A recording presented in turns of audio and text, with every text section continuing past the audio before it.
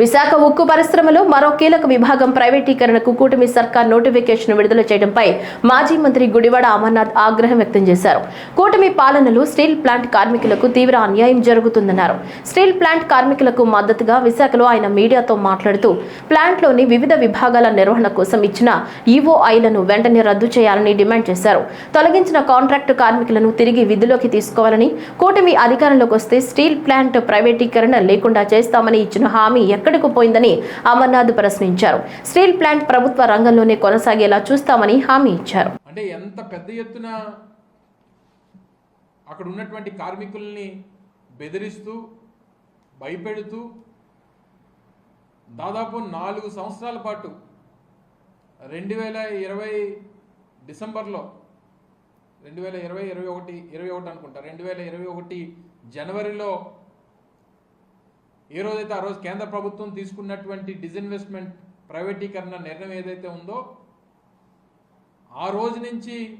ఆ రోజు మేము అధికారంలో ఉన్నప్పుడు పూర్తిగా వ్యతిరేకిస్తూ జగన్మోహన్ రెడ్డి గారి నాయకత్వంలో ఎట్టి పరిస్థితుల్లో ప్రైవేటీకరణ చేయడానికి వీల్లేదు అని చెప్పి ఆ రోజు కేంద్ర ప్రభుత్వాన్ని నేరుగా ప్రధానమంత్రి గారు విశాఖపట్నం వస్తే విశాఖపట్నంలో ప్రధానమంత్రి గారు మాట్లాడినటువంటి వేదిక మీద ప్రజలను ఉద్దేశిస్తూ ఆ రోజు ముఖ్యమంత్రిగా ఉన్నటువంటి జగన్మోహన్ రెడ్డి గారు చెప్పినటువంటి మాటలు, ముఖ్యంగా పోరాట కమిటీ ఏదైతే ఉందో పోరాట కమిటీ తీసుకున్నటువంటి ఏ నిర్ణయాన్నైనా పోరాట కమిటీ ఏ పోరాటం చేస్తామన్నా సరే ఆ రోజు ప్రభుత్వంలో ఉన్నటువంటి జగన్మోహన్ రెడ్డి గారు వైఎస్ఆర్ కాంగ్రెస్ పార్టీ ప్రతి పోరాటానికి మద్దతిస్తూ ప్రతి పోరాటంలో పార్టిసిపేట్ చేస్తూ లా అండ్ ఆర్డర్ పరంగా ఏ రకమైనటువంటి ఇబ్బంది రాకుండా వారికి సహకరిస్తూ దాదాపు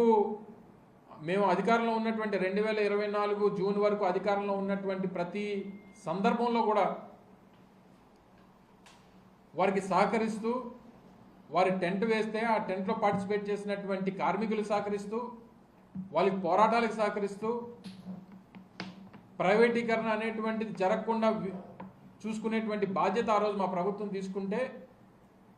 2024లో జరిగినటువంటి ఎన్నికల్లో కూడా ప్రజలను ఉద్దేశిస్తూ ఎన్నికల ప్రచార సభలో జగన్మోహన్ రెడ్డి గారు చాలా క్లియర్గా చెప్పారు,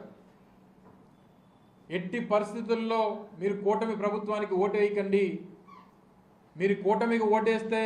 ప్రైవేటీకరణకు ఓటేసినట్టే అనేటువంటి విషయాన్ని కూడా ఆ రోజు ముఖ్యమంత్రిగా ఉన్నటువంటి జగన్మోహన్ రెడ్డి గారు చెప్పడం జరిగింది.